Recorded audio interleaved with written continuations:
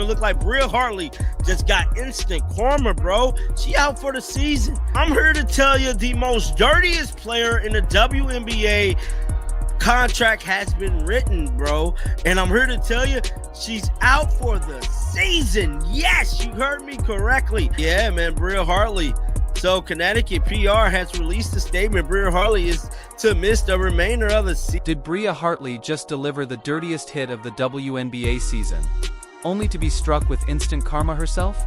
Fans are outraged after Sophie Cunningham went down with a torn MCL in a collision that looked anything but innocent. To make matters worse, new footage shows Hartley smirking right after Sophie hit the floor, fueling suspicions it wasn't an accident. But here's where the story takes a shocking twist. The very player accused of the dirty hit is now out for the season too. And the timing couldn't be more ironic. Was it just coincidence, or the basketball gods dishing out instant karma? If you support Sophie, drop a wish for her speedy recovery in the comments below. Let's go.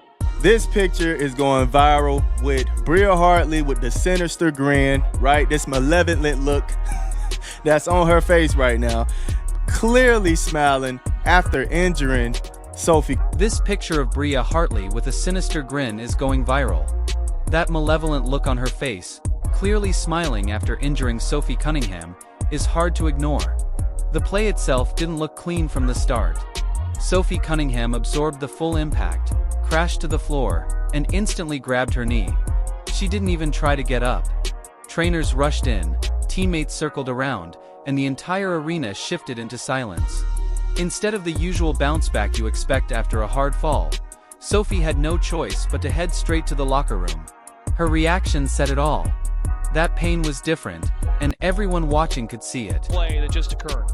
That's like she tries to slide over right there, and Hartley just kind of falls and makes collision with that lower leg. You see her immediately grab it. And she went down hard and was clearly in a lot of pain. But what kept people talking wasn't just the injury.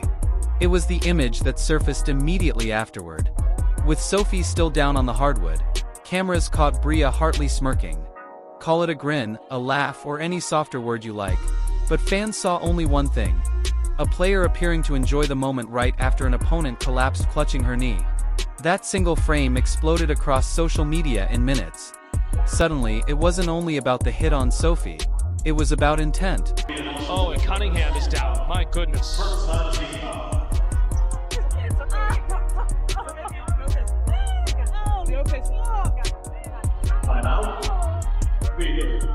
Should be.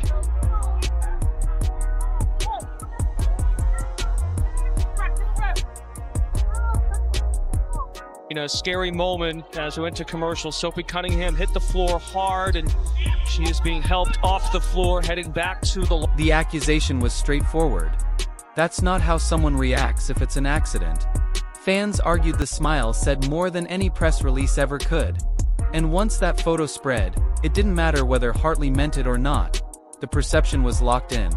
Even when Sophie herself tried to downplay it, saying she was simply in the wrong spot, the outrage barely slowed. Fans weren't buying it, because the image didn't match her words. People could accept basketball being physical. What they couldn't accept was a player appearing pleased with another's injury. Sophie Cunningham, let's be clear here. Sophie Cunningham was targeted.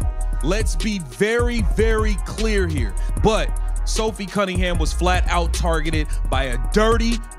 And this wasn't Hartley's first time facing that kind of criticism. That's what made the reaction so severe. The smirk hit harder because the league and its fans had already noticed Hartley's flare-ups and physical confrontations before.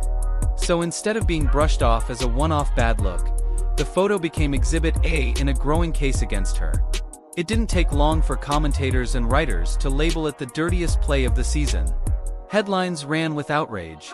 Fans flooded comment sections demanding accountability, and the referees drew heavy fire for swallowing their whistles.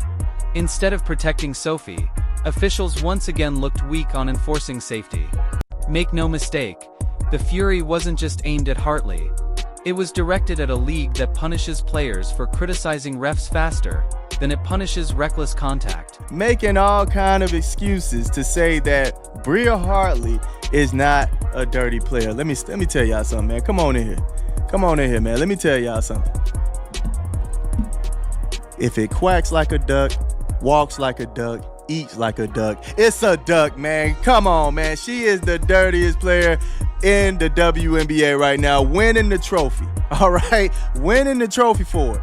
Don't sit here and try to tell me Bria Hartley is not a dirty. By the end of the week, the conversation wasn't about one game. It was about credibility. It was about whether the WNBA would step in and send a message or stay silent again. Either way, Hartley's smirk had locked in her reputation with fans, because that snapshot told a story they already believed. And the troubling part? This wasn't new territory for her. Was Sophie Cunningham just another name on a growing list of opponents frustrated by Bria Hartley's reckless style? That's the question fans were asking the second her collision with Sophie went viral. Because while some might want to chalk it up to one bad play, the receipts on Hartley run long this season. And they don't paint her as an unlucky victim of circumstance. They paint her as someone who keeps finding herself in these low-light moments. Atkins, 7 to shoot. Cardoso rolls, catch. Cardoso over the top, can't get it. Reese fights for the rebound, and a foul, and this time gets a little chippy, and a shove on Nelson Adota. And listen, this arena, typically we'll see some ringside. Take the dust up with Angel Reese earlier in the year. That wasn't just typical post play. Fans called out Hartley for grabbing Reese's hair in the middle of a rebound battle. You don't confuse a swipe for a fistful of braids, and Reese's reaction showed how blatant it looked. That clip spread fast, and by the time it was added to Hartley's reputation file, another incident was already waiting. Rebecca Allen became the next name attached to her after she caught a shove that once again had fans pointing fingers. None of those moments brought major punishment, but stacked them together. And it's easy to see why people started believing Sophie Cunningham was never going to be the last. I put this up about an hour ago. He said to all of those defending Bria Hartley, look at what she liked on Instagram. Emo, she's the dirtiest player in the league and should be kicked out. Most recently, Sophie Cunningham has been hurt with the knee tear and is out for the season. Look at this. Look at this. Now, Bria is the definition of consistency. Now, this is her liking this. This is her liking this post. Y'all see that? Breezy, 1-4, and others. Bria is the definition. She's liking this post. Look at this. Death taxes and Bria Hartley always being at the scene of the crime. Now, that's her choke slamming Angel Reese. And this is where it boiled over. Fans weren't seeing isolated accidents anymore. They were seeing a pattern. And patterns changed the story. By the time Sophie was down clutching her knee, Hartley's trail of incidents was already scattered across the season. That made it nearly impossible for anyone to believe the smirk was just a bad look at the wrong time. People remembered the Reese hair pull, the shove on Allen, and now a collision that sidelined one of Indiana's toughest players. Indiana Fever fans wake up pissed off today. Pissed off. Not only are we getting assaulted, but they're smiling about it. This is the 6th time they've smiled, laughed, and cheered on our Indiana Fever players getting assaulted, getting injured. And it pissed. The anger only exploded further because officials seemed blind to it all. Fans blasted referees for letting hard contact slide one game, then calling ticky-tack fouls the next. There was no standard.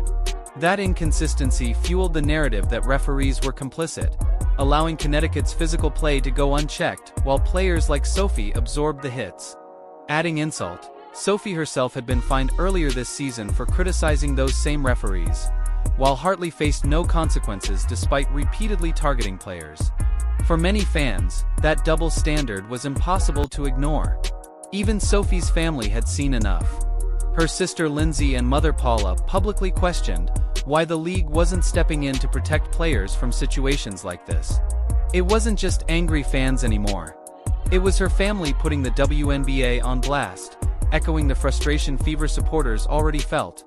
If the league refused to act, players would keep getting hurt. Maybe you should focus, her sister. Maybe you should focus less on fining players for commenting on your poor officiating and more about hiring officials that are capable to call a consistent game and protect your athletes. Pathetic. Praying for you. The only good thing positive surrounding Sophie Cunningham coming out of this game She looked in good spirits in the locker. That's why suspension talk started almost immediately online. Fans pointed to other cases where reckless plays drew discipline and demanded Hartley face the same treatment. They had already boxed her in as a dirty player, painted the league as corrupt, and saw Sophie as the one left sacrificed. But before the WNBA even had a chance to make a ruling, the story took an unexpected turn. Bria Hartley deserves zero benefit of the doubt. And Sophie Cunningham's family not too happy. I believe this is Mama C. Hartley is a disgruntled player having trouble everywhere she goes. She's playing mean and plays out of control. Looked out of control to me. Fans were waiting for the league to hand down punishment. Suspension chatter was everywhere, and the outcry was loud enough that most assumed the WNBA would be forced to respond. But then, out of nowhere, an announcement completely flipped the narrative. The Connecticut Sun confirmed Bria Hartley wouldn't play another game this season, not because of disciplinary action, but because of a right knee meniscus tear that immediately ended her year. The timing couldn't have been more uncanny. Connecticut Sun guard Bria Hartley will miss the remainder of the season due to a meniscus tear in her right knee. Injury sustained during team practice. You got hurt at practice? Hartley is expected to make a full recovery. So you mean to tell me her own team hurt her? Oh my God. Her own team hurt her? Oh man. Oh dog, this is funny as hell. I should laugh, but damn dog, how your own team hurt you, bro. Hartley is expected to make a full recovery. Additional updates will be provided. The parallels were obvious, and fans wasted no time connecting the dots. Sophie Cunningham had just been ruled out with a torn MCL, a crushing blow for a Fever team that already felt battered this season. And now Hartley, the very player at the center of Sophie's injury controversy, was out too, sidelined with her own devastating knee injury. Both players are facing long recoveries. Except for Sophie, it came from being on the receiving end. For Hartley, fans saw it as payback delivered faster than anyone expected. I was like, Bria and I are super cool, and she would never try to hurt me, because there are some girls that I think might, but she wouldn't do that. And so I have nothing but. Well, Sophie, I got news for you. The universe thought otherwise. They got her ass up out of here, bro. Damn. Which they weren't going to the playoffs anyways, but man, karma's a ish. I just gotta keep it real, bro. I mean, this is everywhere. It didn't take long for the instant karma storyline to dominate social media. Fever fans who'd been furious days earlier shifted from outrage to vindication. Posts celebrating the symmetry spread quickly, with people calling Hartley's season-ending injury a kind of justice the league refused to deliver. Whatever word people used, payback, irony, poetic fairness, the message was the same. Fans saw it as the basketball god stepping in. I wonder if she's grinning now. Oh, instant karma on their ass. Prayers do come true. Some of the same people complaining about injury. Somebody said, man, the storyline of this league is incredible. Man, I did an incredible video talking about the injuries, dog. Somebody said, oh, that's terrible news. That's a voodoo doll. No more head hunting for her. That irony stung even more for Connecticut. Losing Hartley stripped them of a key rotation player right when intensity spikes the highest. For a team built on physical play and toughness, the loss wasn't just a headline. It was a setback to their ambitions. The same aggression that gave Hartley her reputation became the very thing her own team now had to live without. Somebody said this was her karma. She went into every game this year and either tried to bully someone because she knew her team had her back, or she did a dirty play on someone she knew her team had her back. She never stood up for herself and then injured someone for the whole season. And guess what? Her team ended up injuring her. Bro. Meanwhile, Sophie kept showing the kind of grace that made her easy to root for. Even after her injury, she refused to throw Hartley under the bus, telling fans she held no ill will and still considered her a friend. That contrast only boosted Sophie's image. While fans unleashed their anger online, she carried herself with calm honesty, widening the divide between the supposed villain and the player who kept her dignity through it all. And in a twist no suspension could match, Fate removed Hartley from the equation entirely. Without the league lifting a finger, she was gone. Off the court, unavailable, no longer a threat. That left the spotlight fixed back on Sophie Cunningham, whose resilience in the aftermath became the real storyline worth following. Tell Bria Hartley, in my opinion, she launched herself into her knee. She did. And I've seen some of the reaction online, and guys, it's despicable. It really is. There's a lot of people celebrating this injury. And guess what? You can imagine who it is. It's members of the old WNBA fandom, the ones that root for Paige Beckers and Angel Reese and Asia Wilson and all the usual damn suspects. Sophie Cunningham didn't stay quiet for long. Within days of her injury, she made it clear she wasn't about to fade into the background. Her first sign came on Twitter, where she fired back at critics with a sharp message. F around and find out. Those 4 words told you everything. Even sidelined, fresh off surgery plans, Sophie was ready to fight. Not just for herself, but against anyone taking shots at her or her family. Short, direct, and impossible to misinterpret. Well, you come at Sophie's sister, you come at Sophie. And Sophie saw this comment, and bless her heart, she answered it. She answered it. Some of us were raised by the words of, quote, don't bite off more than you can chew. And some of us didn't. Quote, F around and find out. F around and find out. Kiss. God bless this woman. Yeah, seriously. She's great. What made that tweet stand out even more was how different it felt compared to the way Sophie handled the same situation on her podcast. There, she showed restraint, calling Hartley's hit a basketball play and stressing she didn't believe it carried malicious intent. One message was about grace and perspective. The other was about fire and defiance. Together, they gave fans the full picture of who Sophie Cunningham is. A competitor who doesn't hold grudges but refuses to get walked over. I know Bria, and I'm actually really good friends with Bria, and I have been waiting to get on the pod and so we could talk about this because I did want to tweet it out, but I don't think that there was no ill intent. I think it was basketball play. I was just in the wrong spot at the wrong time. She fell. Like, there's no way that she would go in there and potentially try to hurt me. And so I had nothing but love for Bria, and I even told my mom because she tweeted something. I was like, no, Mom, I get it, but I promise you that I was like, Bria and I are super cool, and she would never try to hurt me because there are some girls that I think might, but she wouldn't do that. And so I have nothing but love, and so I hope people stop giving Bria some heat because I don't think she meant to do that. On her podcast, Sophie was transparent about her recovery process, admitting she would undergo surgery and officially be done for the season. She didn't sugarcoat how tough the road ahead will be, but she also sounded confident about what comes next. Gratitude became a recurring theme, as she thanked the Fever organization and her teammates for holding her up. It was a window into her mindset, frustrated by the injury, but determined to frame it with positivity and strength. Her family didn't keep things as measured. This is where the Cunningham fighting DNA really came through. Her sister Lindsay openly criticized the WNBA for fining Sophie when she called out officiating, while doing nothing to curb the dangerous plays that actually injure players. Her mother, Paula, went even harder, calling Hartley a disgruntled player who caused trouble everywhere she went, labeling her plain mean and out of control. For fans already angry at the referees and the Sun, those words only poured fuel on the fire. I'm officially 3 for 3 on being fined by the WNBA. Holy shit! For this? For the pod? Again? They didn't like my comments on Paige Beckers. No way! I didn't even say anything bad.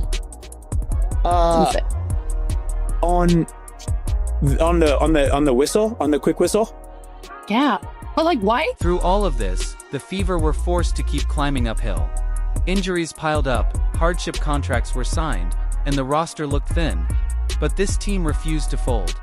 That resilience showed in Kelsey Mitchell's 38-point explosion against the Sun, a performance that earned her Eastern Conference Player of the Week. Lexi Hull stepped into a leadership role, proving she could hold the group together through turmoil.